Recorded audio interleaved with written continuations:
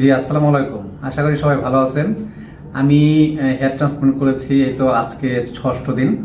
তো ষষ্ঠ আমরা বলছিলাম যে আপডেট আপনাদেরকে জানাবো, মানে আমার আপডেটটা। এটার উদ্দেশ্য হচ্ছে যাতে আপনারা যারা করতে চান তারা কোনো ধরনের ফোবিয়া ছাড়া, কোনো ধরনের ভয় ছাড়া, কোনো ধরনের মানে আপনার চিন্তা ভাবনা ছাড়াই যাতে আপনার নিজের লুকটা, সুন্দর লুকটা ফিরে পেতে পারেন। মানে আসলেও মূল উদ্দেশ্য এইটা।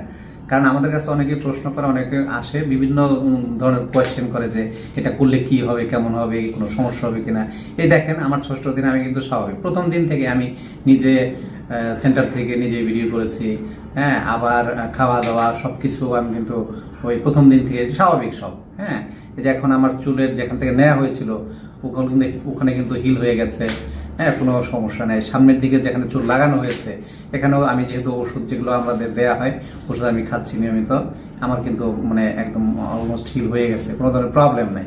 ইভেন আমার কিন্তু ওই ধরনের ব্যথা বা ইচিং কারো কারো একটু হয়, সেটাও আমার হয় নাই। হ্যাঁ, তো খুব ভালো, কোনো সমস্যা নেই। একদমই সিম্পলি প্রসেসটা হচ্ছে, যেহেতু আমাদের যে পদ্ধতিতে করা হয় সেটা হচ্ছে এফইউই, এটা ফলিকুলার ইউনিট এক্সট্রাকশন। এটা ওয়ার্ল্ড ওয়াইড সবচেয়ে নিরাপদ এবং কার্যকর পদ্ধতি। সো নিশ্চিন্তে কিন্তু আপনারা যারা করতে আগ্রহী তারা কিন্তু হেয়ার ট্রান্সপ্লান্ট করতে পারেন যে কোনো সময়। ধন্যবাদ সবাইকে।